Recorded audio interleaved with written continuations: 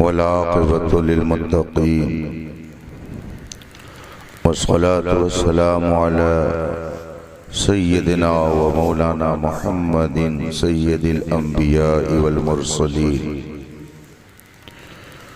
व अला आलिहि तय्यबीन व अस्हाबिहिल मुतहहरीन व उलमाए उम्मतिहि अजमईन अम्मा बाद। फ़ौज़ु बिल्लाहि मिनश शैतानिर रजीम। बिस्मिल्लाहिर रहमानिर रहीम। वमन युतिइल्लाह व रसूलहु फ़क़द फ़ाज़ फ़ौज़न अज़ीमा। सदक़ल्लाहुल अज़ीम व सदक़ रसूलुहुन नबियुल अमीनुल करीम व नहनु अला ज़ालिका लमिनश शाहिदीन व शाकिरीन वल्हम्दुलिल्लाहि रब्बिल आलमीन। स्टेज पर तशरीफ फरमा उलमाए किराम, हाज़रीन बावक़ार, अस्सलामु अलैकुम व रहमतुल्लाहि तआला व बरकातुहू। वालेकुमुस्सलाम व रहमतुल्लाहि तआला व बरकातुहू। हज़रात, अल्लाह तबारक व तआला का फज़्ल व एहसान और उसका करम ख़ास है कि इस वक्त हम और आप एक पाकीज़ा बज़्म में हाजिर हैं और अपने दामन में नेकियों का ज़ख़ीरा जमा कर रहे हैं। रब ताला अपने हबीब पाक के तुफ़ैल आप सबकी इस बज़्म पाक में आमद को शर्फ़ कबूल अता फरमाए। जैसा कि आप सबको मालूम है, कल शादी खाना आबादी और तक़रीबे निकाह का खुशगवार मंजर बर्पा होने वाला है। उसी मुनासिबत से शुक्राने के तौर पर ये मजलिस सजाई गई है। रब ताला इसकी बरकतों से साहिब खाना और आप सबको माला माल फरमाए। नमाज इशा के बाद से लेकर अब तक आप हजरात ने बहुत सारी कीमती बातें सुनी और अपने ईमान व अक़ीदे को ताज़गी बख्शने वाली नातें, मनक़बतें और बातें समाअत फरमाई। कुछ देर के लिए मैं आपके सामने हाजिर हूँ। आपका ज़्यादा वक्त नहीं लिया जाएगा। यूँ भी शादी के मौके पर होने वाली तक़रीब महफ़िल मीलाद बतौर तबर्रुक होती है, इसलिए थोड़ी देर आप यूँ ही संजीदा माहौल बनाकर तशरीफ़ रखें। मगर आइए सबसे पहले रसूल कायनात मुस्तफ़ा जान रहमत मुअल्लिम कायनात सल्लल्लाहु अलैहि वसल्लम की बारगाह नाज में दुरूद व सलाम का नजराने अक़ीदत पेश करें और पढ़ें। अल्लाहुम्मा सल्लि अला सय्यदिना व मौलाना मुहम्मद मादिल जूद वल करम व आलिहिल किराम अजमईन। हज़रात, अल्लाह तबारक व तआला ने हमें और आपको इस दुनिया में सबसे बेहतरीन मखलूक के तौर पर जाहिर फरमाया है। अलग अलग मखलूकात के अलग अलग नाम हैं। ये फरिश्तों की जमात है, ये जिन्नातों का तबका है, ये फलां ग्रुप है, ये फलां जमात है।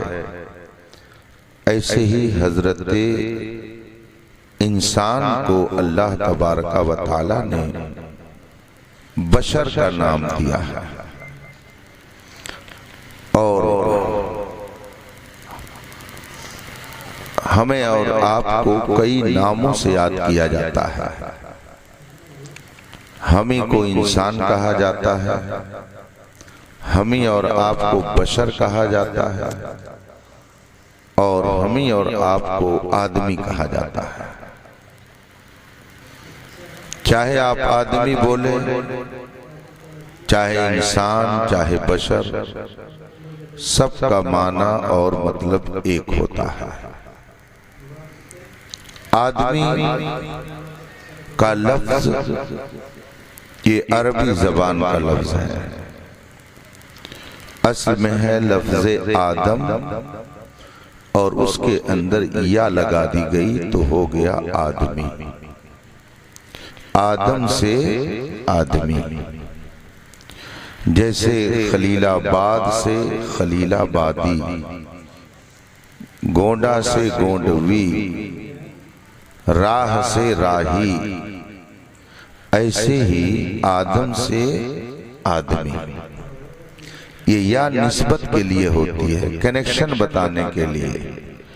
खलीलाबादी का मतलब होगा खलीलाबाद वाला, बस्तवी का मतलब होगा बस्ती वाला, गोरखपुरी का मतलब होगा गोरखपुर वाला, रज़वी का मतलब होगा रजा वाला, कादरी का मतलब होता है शेख अब्दुल कादिर का मानने वाला, अशरफी का मतलब होता है मखदूम अशरफ का मानने वाला।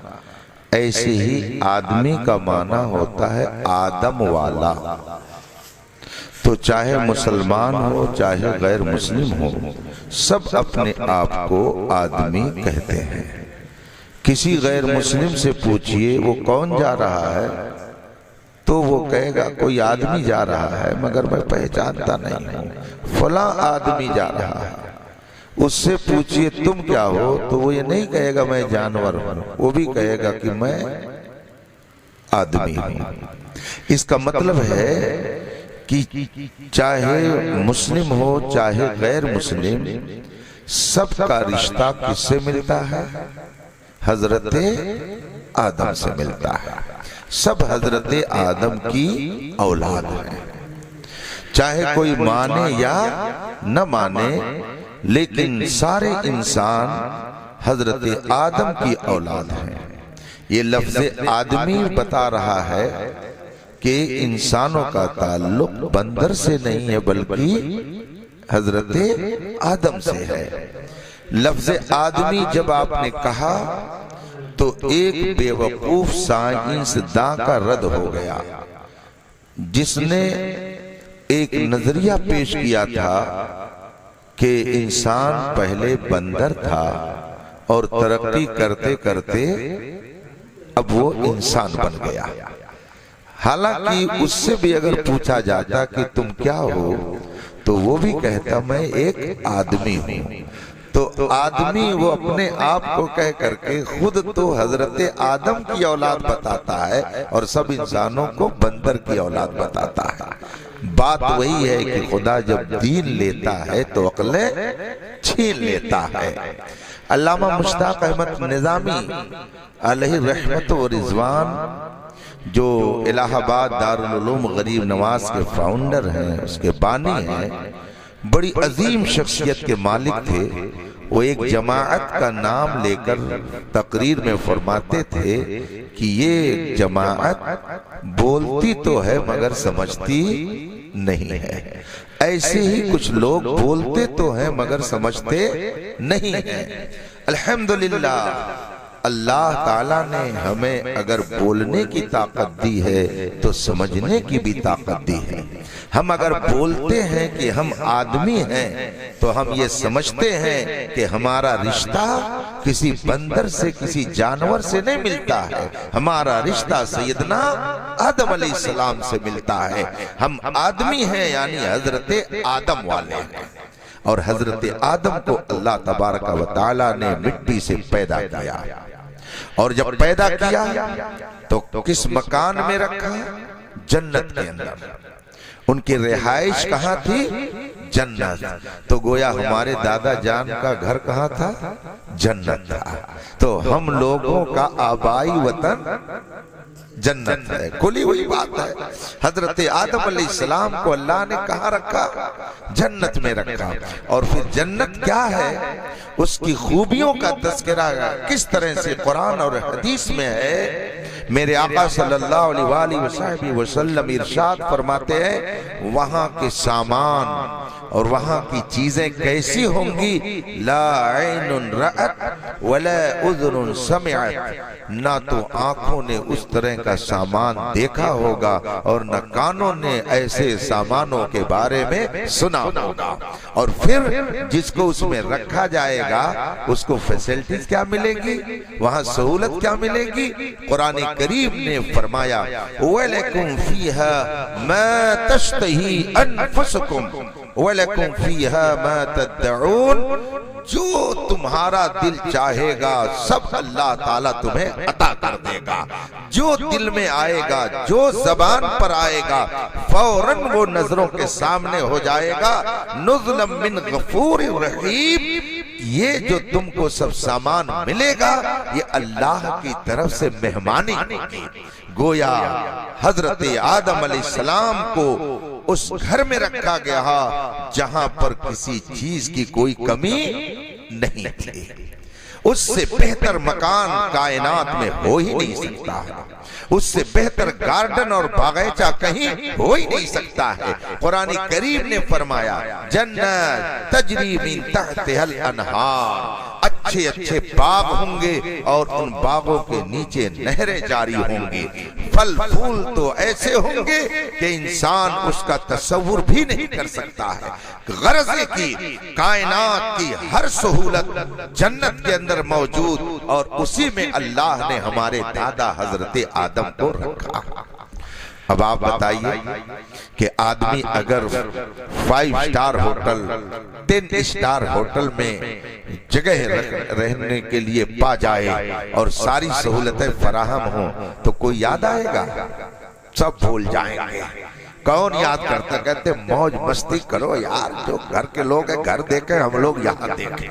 हजरत आदम अलैहिस्सलाम उस जन्नत में थे जहां किसी चीज की कोई कमी नहीं थी, मगर फिर भी दिल नहीं लग रहा था।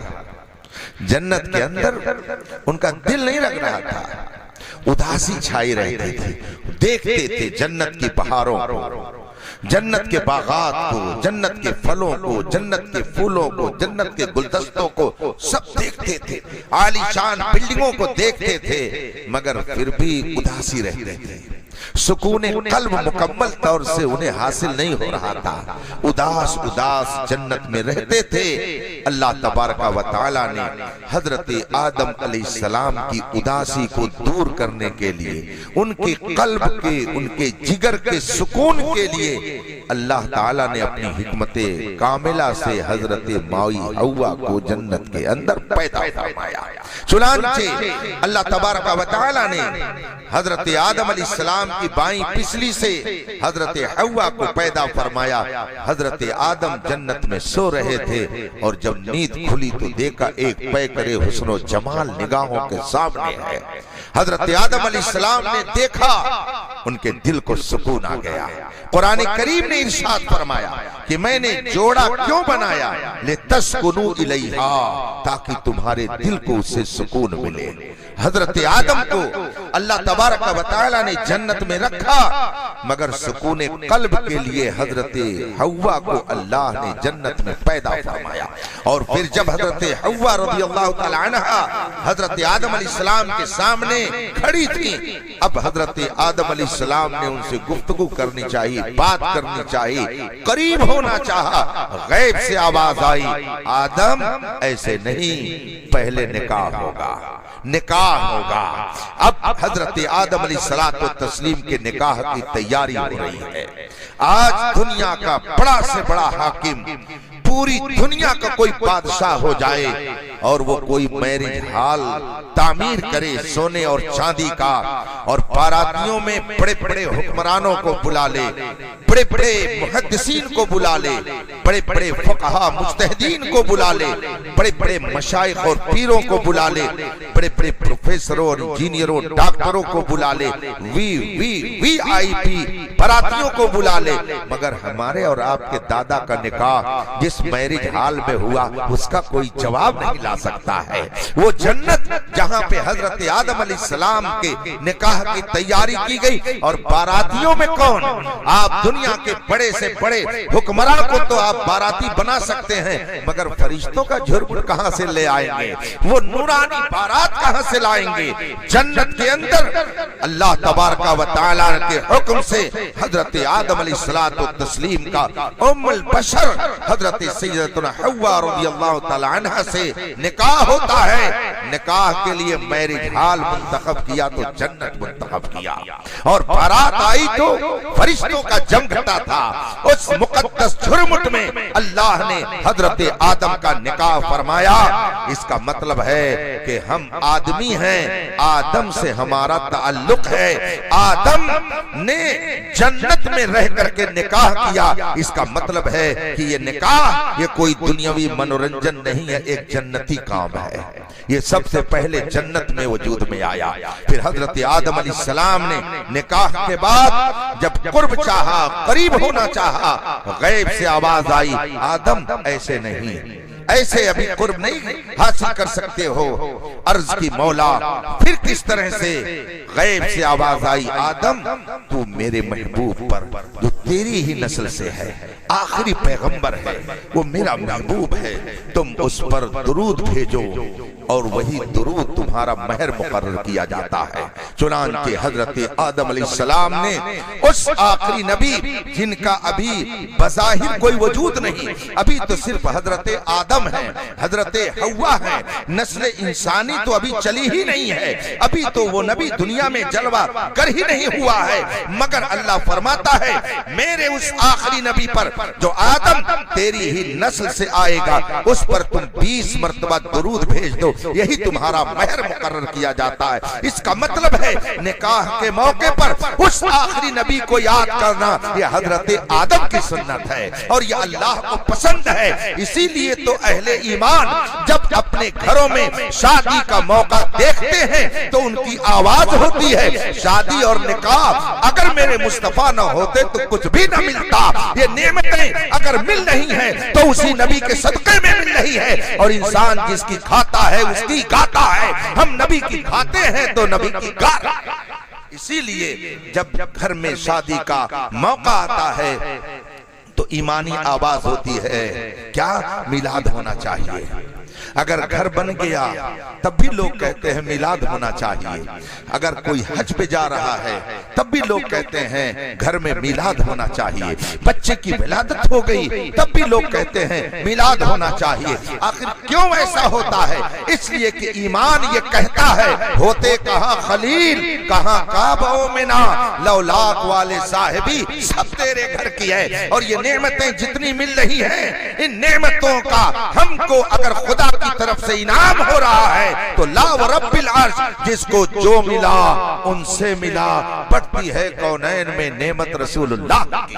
तो शादी हो, ब्याह हो, लड़के की विलादत हो, वकीका हो, जो कुछ भी हमें नेमतें मिल रही हैं सब खुदा के करम से और रसूल पाक के सदक़े में मिल रही हैं। अल्लाह का करम है कि उसने हमें अपने दादा का बेवफा लड़का नहीं बनाया। हम अपने दादा की बेवफा औलाद नहीं हैं, बल्कि अपने दादा की वफादार औलाद में हैं। इसलिए कि दादा ने निकाह किया तो हम भी अल्हम्दुलिल्लाह उसी तरीके पर अमल करते हैं। और दादा जान ने उस नबी के ऊपर दुरूद पाक भेजा तो हम भी इस मौके पर अपने नबी की बारगाह में दुरूद और सलाम का तोहफा पेश करके अपनी वफादारी का सबूत दिया करते हैं। रफीकान मुहतरम, ये जन्नती अमल है। निकाह ये कोई दुनियावी मनोरंजन नहीं है, एक जन्नती अमल है। ये अमल सबसे पहले जन्नत में वजूद में आया, फरिश्तों के झुरमुट में वजूद में आया और पाकीज़ा महफिल सजाई गई, मुस्तफा पर दुरूद और सलाम का नजराना पेश किया गया।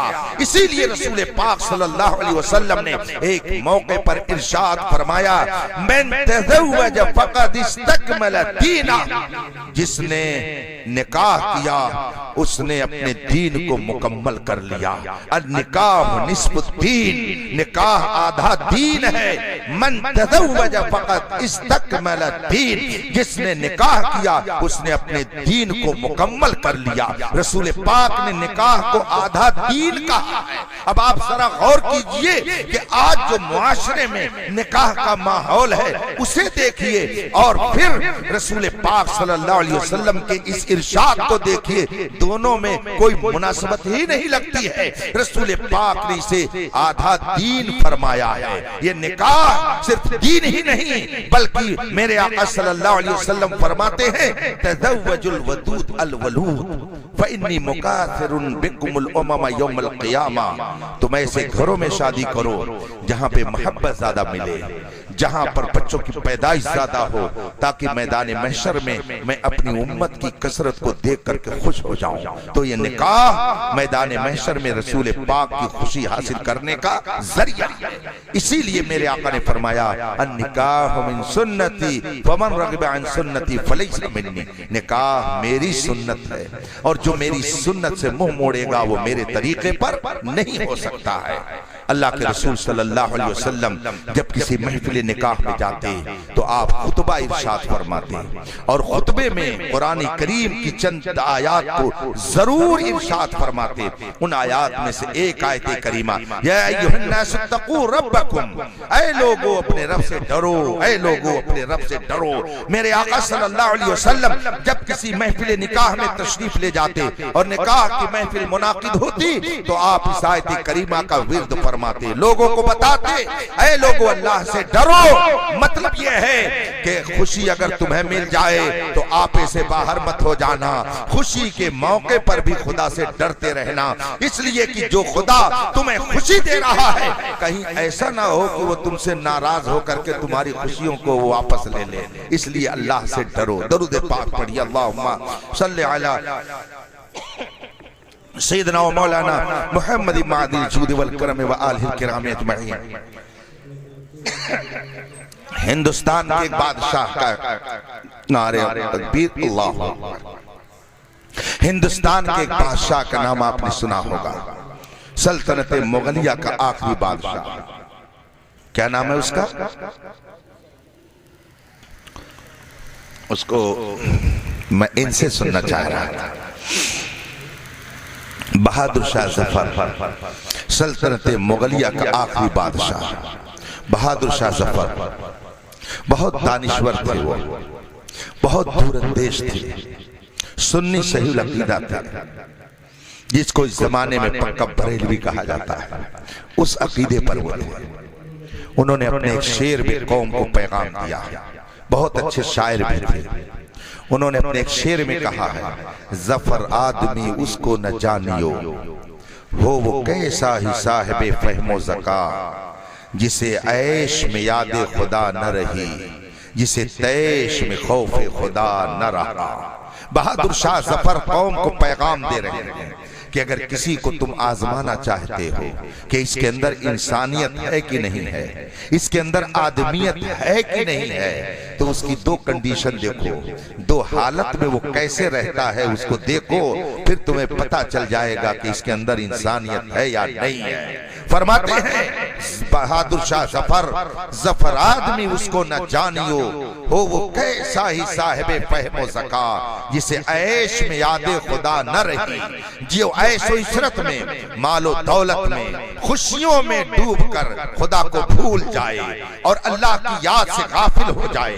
दुनिया का आराम मिला, खुदा को भुला दिया, दुनिया की दौलत मिली, खुदा को भुला दिया, ऐशो इशरत के सामान मिले, खुदा को भूल गया। बहादुर शाह जफर फरमाते हैं जिसे ऐश में यादे खुदा न रह जाए और जिसे गुस्से में अल्लाह के अजाब का खौफ न रह जाए, इन दो हालतों में अगर कोई आपे से बाहर हो जाए तो वो कितना ही अक्लमंद क्यों ना हो, कितना ही पढ़ा लिखा क्यों ना हो, वो सब कुछ हो सकता है मगर वो इंसानियत वाला नहीं हो सकता।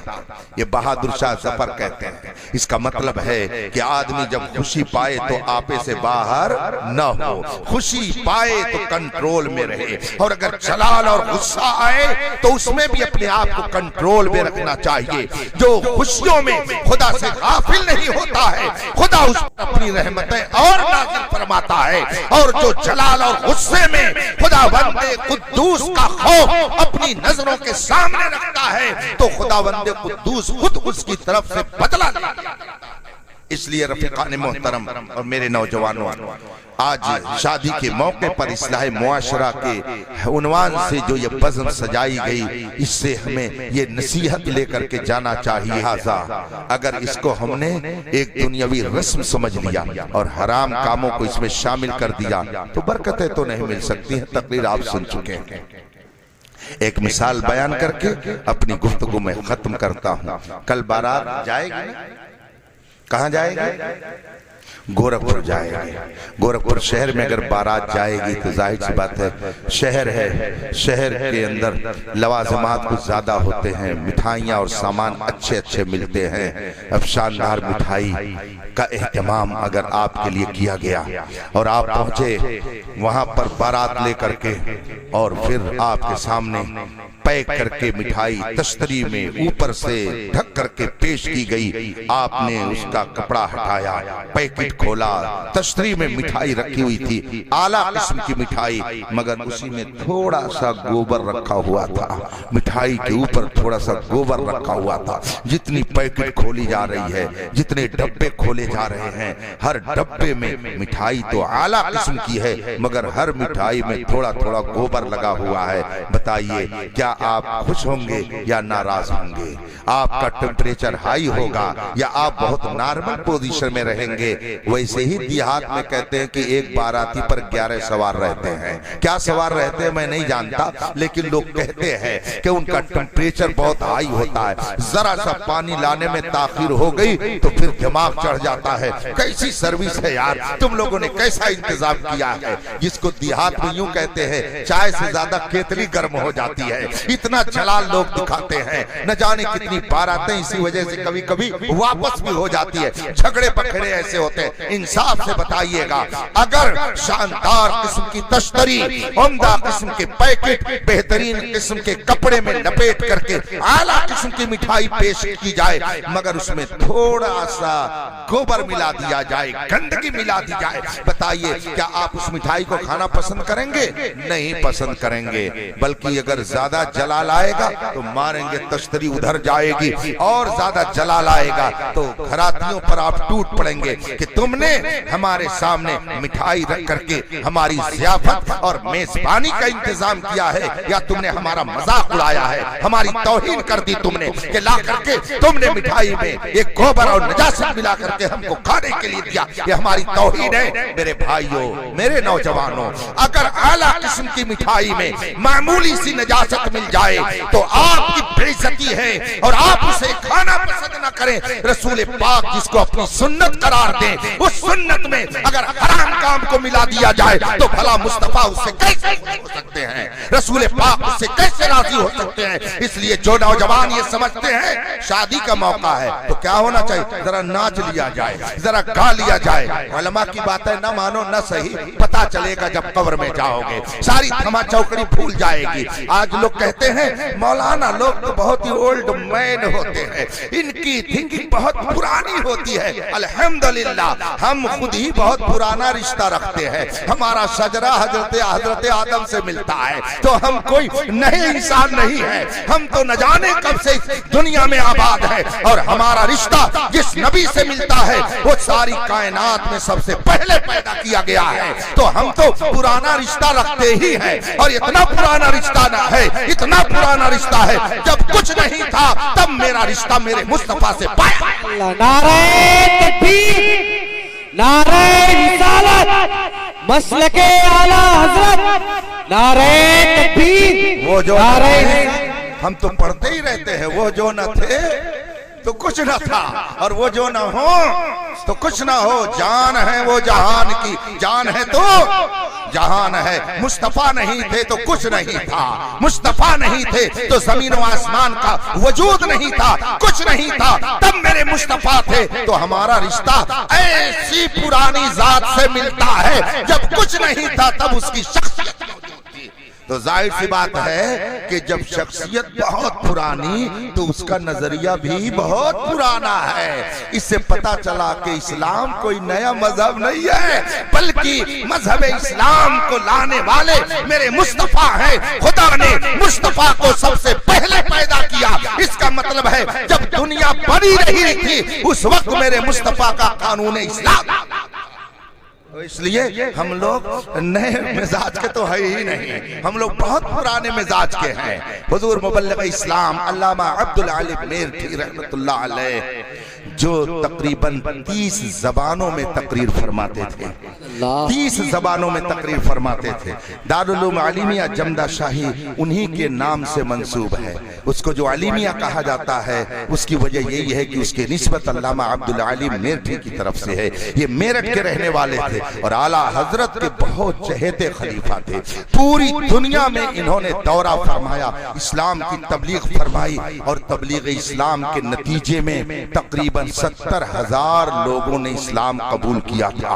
ऐसे बड़े आलिम थे ये, 30 जबानों में तकरीर करते हैं। आज हमारा नौजवान सिर्फ इंग्लिश बोलने लगता है तो सबको ओल्ड मैन समझता है, कहता है ये कुछ नहीं जानते हैं। एक साहब एक मरतबा, नींद तो नहीं आ रही आप लोगों को, 2-4 मिनट और बर्दाश्त करेंगे? चलिए खैर। एक साहब मुझसे कहने लगे हजरत मुझे बहुत अजीब लगता है जब मैं कभी बैंक में जाता हूँ और विड्रॉल फार्म भरना होता है और कोई मौलाना साहब हमसे या किसी से कहते हैं कि जरा फार्म भर दीजिए, तो मुझे बहुत अफसोस होता है कि इनको फार्म भरने का तरीका नहीं मालूम। मैंने कहा ये बात तो अफसोस की है, मगर मुझको बहुत ज्यादा अफसोस उस वक्त होता है कि जब बाप मर जाता है और बेटा खड़ा होकर के इमाम साहब से कहता है जरा नियत बता दीजिए नमाज जनाजा कैसे पढ़ी जाएगी, कैसे नमाज जनाजा पढ़ी जाएगी।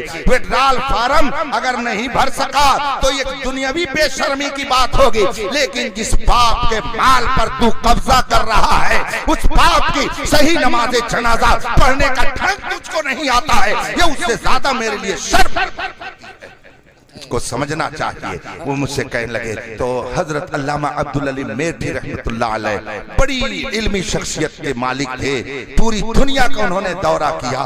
आज अगर कोई 2-4 जबान बोलने लगता है तो समझता है कि मैं बहुत काबिल हूँ और हमको नई दुनिया में रहना चाहिए, मगर अल्लामा अब्दुल अली मेरठी इतनी जबानों में गुफ्तगू करने के बावजूद फरमाते हैं, लोग कहते हैं आगे चलो तो तरक्की करोगे, आगे चलो तो तरक्की करोगे, आगे चलो तो इज्जत मिलेगी, आगे चलो तो रोबो दबदबा तुम्हारा गायब होगा। अल्लामा मेरठी फरमाते हैं मैं कहता हूं पीछे चलो, पीछे चलो और पीछे चलो और पीछे चलो, 1400 साल पीछे चले जाओ और रसूल पाक के सहाबा की जिंदगी को देख करके उनकी जिंदगी को अपने लिए नमूने अमल बना लो, तो तुम भी जब चलोगे तो समंदर तुम्हारे लिए रास्ता बनाता हुआ नजर आएगा और तुम भी कहोगे कि दश्त तो दश्त है, दरिया भी न छोड़े हमने बहरे जुल्मात में दौड़ा दिए घोड़े। इसलिए रफीकान मोहतरम आप कितनी ही तरक्की कर जाइए, मगर जब आप मजहब इस्लाम के मानने वाले हैं तो आपका रिश्ता तो पुराना ही रहेगा, आपका कानून भी पुराना ही रहेगा, आपकी तहजीब भी पुरानी रहेगी, आपका कल्चर भी पुराना रहेगा। और इतना पुराना है कि जितना पुराना होता जाता है उतनी ही इसकी अहमियत बढ़ती चली जाती है। ये देख लीजिए, ये कुर्ता है और ये पाजामा है। कुर्ता पैजामा सहाबा ने पहना 1400 साल पहले, बड़ा से बड़ा मालदार किस्म का आदमी शानदार किस्म का कुर्ता वो पैंट शर्ट इस्तेमाल करता हो, लेकिन उसने सोचा कि लाओ जरा हम प्रधानी में खड़े हो जाएं या हम एमपी और एमएलए के इलेक्शन में खड़े हो जाएं। पैंट शर्ट पहन करके वो नहीं जाएगा, अब कहेगा जरा 4-6 कुर्ता बनवा लिया जाए। इसका मतलब है वो भी समझता है कि अगर क़यादत करनी है तो इसी लिबास को पहनना पड़ेगा, अगर सियासत करनी है तो इसी लिबास में रहना पड़ेगा। बल्कि हिंदुस्तान की सबसे अहम जगह पार्लियामेंट में भी अगर बैठना है तो उस महफिल में बैठने के लायक अगर कोई लिबास है तो यही है, इससे बढ़कर के और कौन सा लिबास हो सकता है। हम इतने पुराने हैं कि हमारी अहमियत सबको मुसल्लम है। इसलिए अब ज्यादा देर में गुफ्तगू नहीं करूंगा, बताइए 1 बजने वाला है। इसलिए रफीकान मोहतरम निकाह की ये मजलिस जो कल मुनाकिद होगी, मैं अपने नौजवानों से मुखातब होकर के ये बात अर्ज करके जाना चाहता हूं कि हालात मुझसे ज्यादा आप जानते हैं, मुझसे ज्यादा आप हालात का इल्म रखते हैं। हमारा कल्चर अलग है, गैरों का कल्चर अलग है, हमारा मजहब अलग है, गैरों का मजहब अलग है, हमारी तहजीब अलग है, हमारा तरीका अलग है। और निकाह में जो हमारे यहाँ तरीका इख्तियार किया गया है वो इतना शानदार है कि पूरी दुनिया में यही तरीका राइज है।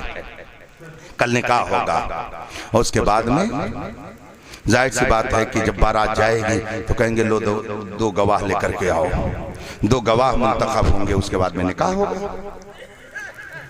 और अगर कोई कोर्ट मैरिज करता है, किसी कोर्ट में निकाह की नौबत आती है, तो अब बताइए वहां कैसे निकाह होता है। कोर्ट में निकाह का क्या तरीका है, चाहे हिंदू जाए चाहे मुसलमान, सिख जाए चाहे ईसाई, वकील के पास अगर लड़का और लड़की पहुंचे कि मुझे कोर्ट मैरिज करना है तो कहेगा 2 गवाह लेकर के आओ। जज के पास भी जाएंगे तो कहेंगे गवाह कहाँ है, वो ये नहीं कहेंगे कि तुम गैर मुस्लिम हो तो जाओ 7 फेरे कुएं के लगा करके आओ, जाओ आग का फेरा लगा करके आओ, तुम ईसाई हो तो अपने मजहब के मुताबिक जा करके ऐसे करके आओ। जज भी कहेगा गवाह कहाँ है, वकील कहेगा 2 गवाह लेकर के आओ। ये 2 गवाह किसने मुतय्यन किया है? ये मेरे मुस्तफा ने तरीका अता किया है। ये इतना प्यारा तरीका है कि कोर्ट भी इसी तरीकों को सबसे बेहतर समझती है। आप गौर तो फरमाइए कि इस्लाम ने जो निजाम जिंदगी दिया है इससे बेहतर और कोई निजाम नहीं हो सकता है। अभी देख लीजिए, लोग कहते हैं, अब कौन लोग कहते हैं वो आप सब जानते हैं कि इस्लाम ने औरतों का दुरुपयोग किया है, इस्लाम ने औरतों को ऐसा किया है वैसा किया है, लेकिन किनारे से कभी अंदाज़े तूफान नहीं होता। मोहब्बत को समझना है तो ना से खुद मोहब्बत कर। तलाक के बारे में वो चीखता है जिसको आज तक निकाह की हिकमत ही न समझ में आई, तो वो क्या समझेगा कि फलसफे तलाक और निकाह क्या होता है। ये तो अल्हम्दुलिल्लाह अहले ईमान की किस्मत है कि इसे फलसफे निकाह भी मालूम है और फलसफे तलाक भी मालूम है। जिसने निकाह का फलसफा तक नहीं समझा वो तलाक का फलसफा क्या समझ पाएगा। अल्लाह के रसूल सल्लल्लाहु अलैहि वसल्लम का हम पर स्पेशल करम और एहसान है कि उन्होंने हमें अपनी उम्मत में लेकर के हमें जिंदगी गुजारने का तरीका दिया। मेरे आका सल्लल्लाहु अलैहि वसल्लम ने कितना पाकीज़ा तरीका इख्तियार फरमाया, कितना पाकीज़ा तरीका दिया। कल बारात जाएगी, क्या नाम है हाफिज सल्लम का, जिनकी बारात जाएगी कल? सद्दाम हुसैन। कई सद्दाम हैं, वाह भाई वाह। ये सब 92 के बाद की पैदाइश वाले हैं, ये अपनी तारीख पैदाइश में गड़बड़ी नहीं कर सकते हैं। इनकी डेट ऑफ बर्थ जो होगी वो बिल्कुल क्लियर कट रहेगी, उसमें कोई गड़बड़ी नहीं हो सकती है। बहरहाल कल इनकी बारात जाएगी। जाहिर सी बात है कि जब इनके घर पे इतना शानदार एहतमाम हो रहा है तो सामने वाला भी सोचेगा कि मैं अपने तरीके पर अच्छा ही एहतमाम करूं। मसला जरा सुन लीजिए, उसके बाद मैं गुफ्तगू खत्म करूंगा। अगर किसी के माँ बाप खुद कफील हैं, साहिब इस्तिताअत हैं, उनके पास इतना माल है कि वो अपना खर्च खुद ही उठा सकते हैं, वो इतनी हैसियत रखते हैं कि अपना खर्च बर्च खुद चला सकते हैं, तो बेटा चाहे अरबपति हो, उसके ऊपर बाप का नानो नफका वाजिब नहीं है। इसलिए कि बाप माँ जब खुद कफील हैं, साहिब इस्तिताअत हैं, उनके पास पैसा है, तो अब बेटे के ऊपर ये लाजिम नहीं है कि बाप का खर्च बर्दाश्त करे। बेटे के ऊपर उसी वक्त बाप का खर्च, माँ का खर्च लाजिम होता है जब माँ बाप साहिब इस्तिताअत न हो, उनके पास खाने पीने के लिए सामान न हो। तो अब अगर बेटा साहिब इस्तिताअत है तो उसके ऊपर लाजिम है कि वो अपने माँ बाप का खर्च दे और उनकी निगरानी करे। लेकिन अगर माँ बाप खुद कफील हैं, साहिब इस्तिताअत हैं, पैसे वाले हैं, तो बेटे के ऊपर उनका नानो नफा वाजिब नहीं है। ये शरई मसला है। लेकिन सुभान अल्लाह, इस्लाम ने औरत को क्या मकाम अता किया है। औरत अपने घर पे अरबपति नहीं खरबपति हो, कितनी प्रॉपर्टी रखती हो, कितना माल उसके पास हो, कितनी दौलत उसके पास हो, लेकिन जहां एक मुसलमान ने उस लड़की को अपनी बीवी बना लिया और कहा कबील तो मैंने कबूल किया, तो वो अपने घर चाहे कितनी दौलत रखती हो, लेकिन उसका नानो नफका अब उसके जिम्मा नहीं है, बल्कि उसके शौहर के जिम्मा है। चाहे वो अपने घर की अरबपति हो, उससे कोई मतलब नहीं है, उसका सारा इंतजाम उसका शौहर देखेगा। बताइए औरत को ये मकाम किसने अता किया? हमारे इस्लाम ने अता किया है। और ये औरत जो ही 2 साल के बाद माँ बन गई तो अल्लाह ने कितना ऊंचा मकाम रख दिया, कितना ऊंचा मकाम कर दिया कि इनके कदमों के नीचे जन्नत रख दिया। सुभान अल्लाह, जन्नत उसके कदम के नीचे हो गई। अल्लाह के रसूल फरमाते हैं दुनिया कुल्लुहा मता व खैरु मताई दुनिया अल मरअतु सालिहा। दुनिया के अंदर जितनी चीजें अल्लाह ने बनाई हैं वो सब जिंदगी गुजारने के लिए, लेकिन एक गिलास का सामान जो अल्लाह ने जिंदगी गुजारने के लिए बनाया है उसका नाम है नेक औरत। नेक औरत इस कायनात की सबसे अजीम नेमत है घर की जिंदगी के लिए। औरत से घर का हुस्न है, औरत से उसके शौहर का वकार है, उसकी इज्जत व आबरू का तहफ्फुज़ है। औरत के जरिया बेटे की माँ बेटी की सही परवरिश है, औलाद की सही तालीम और तरबियत है। औरत अगर चाहे तो अपने घर को जन्नत का नमूना बना दे। औरत से इस कायनात का हुस्न है, बल्कि औरत ही निजाम कायनात के रीढ़ की एक हड्डी कही जा सकती है। इसलिए कि जितने मर्द पैदा होते हैं सब औरत ही के शक्ल से पैदा होते हैं। जितने हुक्मरान दुनिया में आते हैं, जितने औलिया, जितने कुतुब, जितने अब्दाल, जितने नबी, सब औरत ही के पेट से जन्म लेते हैं। इसलिए इस कायनात की रौनक का दूसरा नाम औरत है। इसीलिए रसूल पाक सल्लल्लाहु अलैहि वसल्लम ने फरमाया खैरुकुम खैरुकुम लिअहली, तुम में का सबसे बेहतर वह है जो अपने बाल बच्चों के लिए बेहतर हो।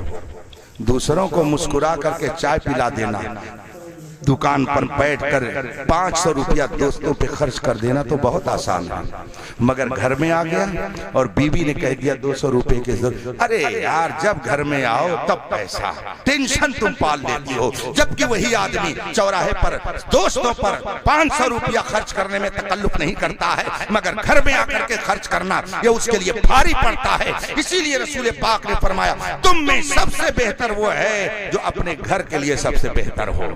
दूसरों से तो मुस्कुरा करके, दूसरों पर खर्च करके आदमी खुश होता है, लेकिन अपनों से, घर में बीवी से, बच्चे से, बेटी से, बेटे से, माँ से, बहन से, भाई से मुस्कुरा करके बात करके खुश करना और उनकी जरूरत को पूरी करना ये बहुत ही अहम काम है। इसीलिए रसूल पाक ने फरमाया तुम में का सबसे बेहतर वो अपने जो घर के लिए सबसे बेहतर होगा। फिर फरमाते हैं कि मैं अपने घर वालों के लिए सबसे बेहतर हूं। इसीलिए बेहतरी का हाल क्या था? हजरत उम्मुल मोमिनीन आयशा सिद्दीका रज़ियल्लाहु ताला अन्हा फरमाती हैं कि एक मौके पर अल्लाह के रसूल कहीं बाहर से तशरीफ लाए। मैंने महसूस किया कि आका करीम को पानी पेश करना चाहिए, चुनांचे मैंने नबी की बारगाह में पानी पेश किया। अल्लाह के रसूल सल्लल्लाहु अलैहि वसल्लम ने फरमाया आयशा, अर्ज करती है हाँ या रसूल अल्लाह। कहा पहले तुम पानी पी लो। हजरत आयशा रज़ी अल्लाह ताला अन्हा अर्ज करती है, नहीं या रसूल अल्लाह, पहले आप पी ले। मेरे आका फरमाते नहीं, पहले तुम पी ले। हजरत आयशा ने हुक्म पर अमल करते हुए पानी पी लिया और फिर उसी बर्तन में दोबारा पानी लेकर आती है। अल्लाह के रसूल जब उस पानी को हाथ में लेते हैं तो फरमाते हैं, आयशा ये बताओ कि तुमने कहां मुंह लगा करके पिया है, कहां मुंह लगा करके पिया है। हजरत आयशा कहती या रसूल अल्लाह, मैंने यहां मुंह लगा करके पिया है। कोरोना वोरोना वहां नहीं था, वहां पे नहीं था मसला। हजरत आयशा रज़ी अल्लाह ताला अन्हा फरमाती, अर्ज करती या रसूल अल्लाह, मैंने यहां मुंह लगा के पिया है। मेरे आका ने वहीं मुंह लगा करके पानी पीना शुरू कर दिया। ये है वो जज्बे मोहब्बत जो घर के अंदर मेरे मुस्तफा ने अज़वाजे मुतहहरात फरमाया है। ये बात आ गई हजरत आयशा रज़ी अल्लाह ताला अन्हा की। वो फरमाती हैं कि एक मौके पर मैं हुजूर के साथ सफर में थी। अल्लाह के रसूल सल्लल्लाहु अलैहि वसल्लम अज़वाजे मुतहहरात में से किसी किसी को सफर में ले जाते थे। हजरत आयशा फरमाती हैं कि एक मर्तबा अल्लाह के रसूल मुझे सफर में लेकर के चले। काफिला रुका हुआ था, हुजूर ने काफिले की रवानगी के वक्त सहाबा से फरमाया सब लोग आगे बढ़ जाओ। अब सब जब आगे बढ़ गए तो पूरा मैदान खाली हो गया, सन्नाटा हो गया, तन्हाई हो गई, पर्दा हो गया, वहां कोई नहीं था। हजरत आयशा से रसूल पाक फरमाते, आयशा इधर आओ।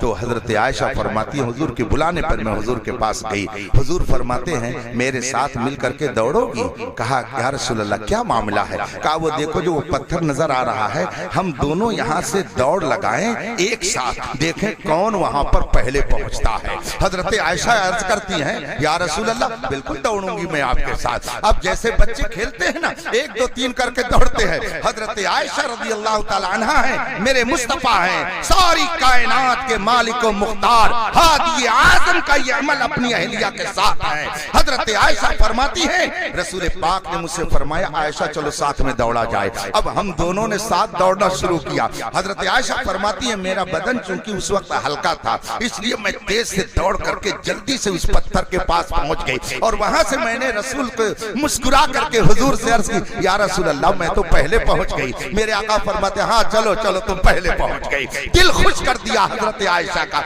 वही फरमाती है कि बहुत दिनों के बाद, कई साल के बाद एक मर्तबा फिर मौका आया, मुस्तफा ने मुझे सफर में साथ ले लिया और सहाबा भी थे। सहाबा से फरमाया कि आगे बढ़ जाओ, पूरा मैदान खाली हो गया। मेरे आका फरमाते आयशा क्या आज भी दौड़ लगाओगी? हजरत आयशा अर्ज करती है हाँ या रसूल अल्लाह, चलिए बिल्कुल दौड़ लगाई जाए, देखे कौन आगे बढ़ता है, कौन पहले पहुंचता है। अब हजरत आयशा है, मेरे आका हैं और सामने एक पत्थर का निशान है, वहां दौड़ करके कौन पहले पहुंचता है, इसके लिए मेरे आका हजरत आयशा के साथ दौड़ लगा रहे हैं। हजरत आयशा फरमाती हैं, रिवायत में है कि अब की बार जब दोनों ने साथ दौड़ना शुरू किया तो मेरा बदन जरा कुछ वजनी हो गया था, इसलिए पहुंचने में अब मुझे दुश्वारी हुई। अब की बार अल्लाह के रसूल आगे पहुंच गए, मैं पीछे रह गई। मुस्तफा ने मुस्कुरा करके, सुभान अल्लाह कैसी मुस्कुराहट होती थी। शायर कहता है यूं मुस्कुराए जान सी कलियों में पड़ गई, यूं लब कुशा हुए की गुलिस्ता बना दिया। मुस्तफा प्यारे वहां पहुंच करके मुस्कुरा कर फरमाते हैं, आयशा देखो उस दिन का बदला आज मैंने ले लिया कि नहीं ले लिया। ये मेरे मुस्तफा की खानगी जिंदगी है, ये वो पाकीज़ा जिंदगी है। दुनिया में किसी रिफॉर्मर की जिंदगी में आपको ये नमूना नहीं मिल सकता है जो मेरे आका ने नमूना दिखा दिया है कि मोहम्मद से वफा तूने तो हम तेरे हैं। ये जहां चीज है क्या लौहो कलम, जिंदगी का एक नया मोड़ शादी है, शादी एक नया मोड़ है। इस मोड़ पर पहुंचने से पहले आदमी को अलर्ट रहना चाहिए, इसलिए कि जब मोड़ कहीं पर आता है और गाड़ी खूब स्पीड से चलती है और वहां भी स्पीड से चलेगी तो समझ लीजिए सामने जाकर के या तो टकरा जाएगी या गड्ढे में चली जाएगी। जहां मोड़ आया गाड़ी वाले को अपनी स्पीड स्लो करनी पड़ेगी, जब स्लो करेगा तब आगे मुड़ेगा, तब सही ढंग से गाड़ी मुड़ेगी। और अगर उसी 100 की स्पीड से बढ़ाया जाएगा तो या तो खट में चली जाएगी गाड़ी और या तो सामने जाकर के टकरा जाएगी। शादी जिंदगी का एक नया मोड़ है। अब तक जो स्पीड चल रही थी वो नहीं चलेगी, अब उस स्पीड को बहुत ही संभाल करके चलाना पड़ेगा, जबान बहुत ही एहतियात से निकालनी पड़ेगी। जलाल और गुस्सा बात बात बात पर नहीं दिखाना है, वरना पता चला कि नमक कम हो जाए, चल तुझे तलाक दिया, वक्त पर पानी नहीं आया, चल तुझे तलाक दिया। तो गाड़ी जैसे टकरा जाती है या खड्डे में चली जाती है, अगर वो जोश दिखाएंगे तो यहाँ भी मामला गड़बड़ हो जाएगा। जब जिंदगी का नया मोड़ है तो इस मोड़ पर बहुत ही सबल करके आदमी को चलना चाहिए। अब एक नई जिंदगी इनको मिल रही है। अल्लाह तबारक व तआला इस नई जिंदगी को इनके लिए खुशो खुर्रम बनाए, खुशगवार बनाए, खुशियां इनका इस्तकबाल करें। इनके घर में जो औरत आए, इनकी जो बीवी हो, उसका कदम इस घर के लिए गुलसितान का जरिया बन जाए और उसकी बरकतों से ये घर जन्नत का निशान बन जाए। लोग कहते हैं मौलाना लोग अपनी बीवियों को बहुत चाहते हैं, इसमें कोई शक नहीं है, चाहते हैं, मगर वो किस लिए चाहते हैं? इसलिए कि रसूल ने अपनी बीवियों को चाहा है। वो इसलिए चाहते हैं कि मुस्तफा का फरमान है, वो इसलिए चाहते हैं कि मेरे आका का इरशाद है। क्योंकि हम मुस्तफा को चाहते हैं, इसलिए मुस्तफा ने जिस से चाहने के लिए कहा है, हम इसलिए उसे चाहते हैं कि मुस्तफा ने चाहने का हुक्म अता किया है। अगर आप भी जान जाएंगे, किताब आप भी पढ़ेंगे और जिंदगी कैसे गुजारी जाती है जब उसको आप पढ़ लेंगे, तो इंशाअल्लाह आपको भी जिंदगी का बहुत शानदार मजा मिलेगा। घर की बातें कहनी नहीं चाहिए। मुझे 30 साल हो गए शादीशुदा हुए, मगर इतना माइंड फ्रेश, इतनी पाकीज़ा जिंदगी, इतनी खुशगवार जिंदगी गुजर रही है। मैं इसे हुजूर फकीह मिल्लत मुफ्ती जलालुद्दीन अहमद अमजदी अलैहि रहमत व रिज़वान की तरबियत की बरकत समझता हूँ। 30 साल हो गए, मगर जिस पाकीज़गी के साथ जिंदगी गुजर रही है, मुझे उस पर इतनी मसरत होती है कि मैं तन्हाइयों में भी, बल्कि मज़ारात में भी, बल्कि खुदा की बारगाह में मैं अपनी अहलिया के लिए सेहत व आफियत की दुआ करता हूँ। और ये भी दुआ करता हूँ कि रब्बे कदीर हर बाप ऐसा बनाए कि जो अपनी बेटी की शानदार तरबियत करे कि वो बेटी दूसरे के घर जाए तो दूसरे के लिए भी वो जन्नत का नमूना। रफीकाने मोहतरम, पढ़ें, घर में किताब रखें। आप लोगों का तो मिजाज ये है, आप लोगों से मुराद खासकर आप नहीं है, XYZ कोई भी हो, कि मेहमान खाने में हाँ मुज़य्यन कर दिया जाए ला करके, ये सब वो रखिए जो जायज़ चीजें हों, मगर घरों में किताब रखिए। वो किताबें रखिए कि जिसको पढ़ करके जिंदगी में इनकलाब आता है, जिंदगी कैसे गुजारी जाती है, उन किताबों को पढ़िए। औरतों को भी तालीम दीजिए। फर्ज कीजिए कि शौहर थका मादा नौकरी करके 5 बजे शाम को घर पहुंचा, अब वो दिन भर काम पर था, अपने बच्चों के खर्च का इंतजाम करने में लगा हुआ था, और शाम को वो घर पहुंचा और बीवी ने फौरन ही लिस्ट तैयार करके और उसको सुनाना शुरू कर दिया। सुनिए फला के अब्बू, स्विच टूट गई है, और वो देखिए वॉशिंग मशीन खराब है, वो देखिए फ्रिज नहीं चल रही है सही ढंग से, और वो देखिए वो तवा भी टूट गया है, वो लेकर के आना है। अभी वो बेचारा घर में दिन भर मेहनत करके पहुंचा और आपने उसके सामने लिस्ट पेश कर दिया, तो उसका माइंड और खराब हो जाएगा। आप ये ना समझे कि वो इंजीनियर भी है, वो डॉक्टर भी है, और वो बैठ करके घर में बिजनेसमैन बन करके बिजनेस भी अरे आया है तो तरीका है। मेरे आका सल्लल्लाहु अलैहि वसल्लम जब घर में दाखिल होते तो पहले सलाम करते, सलाम करके घर में दाखिल होते। खवातीन होती, औरतें होती, ज़ौजे मोहतरमा होती, अज़वाजे मुतहरात होती, अलर्ट हो जाती कि पैगंबर इस्लाम आ रहे हैं। अब जब घर में मेरे आका बैठ जाते तो अज़वाजे मुतहरात फौरन अपनी फरमाइश नहीं पेश करती थी, बल्कि रसूल पाक का मिजाज पढ़ती थी, उनकी कैफियत को देखती थी। अगर पानी की जरूरत महसूस होती तो बगैर कहे हुए वो पानी पेश कर देती। आप जब जानती हो कि मेरा शौहर दिन भर का थका मादा 5 बजे शाम को घर पे आएगा, तो आपकी अखलाकी जिम्मेदारी है कि उसके आने से पहले आप उसके बैठक को सही कर दीजिए, आने से पहले आप पानी का इंतजाम कर दीजिए, आने से पहले उसकी चाय का इंतजाम कर दीजिए, और जब वो बिस्तर पर बैठ जाए तो उसके सामने पानी पेश कीजिए, चाय पेश कीजिए, जो भी अल्लाह दे उसके सामने पेश कीजिए। और जब वो थकान थोड़ी दूर कर ले तो आप उससे कहिए, अब्बू तुम्हारे फला के अब्बू आज ऐसा घर में हो गया, इस सामान की जरूरत है, अगर आप मुनासिब समझे तो इसे मंगवा दीजिए। बात जब यूं कहेंगे तो दाखिल होने वाला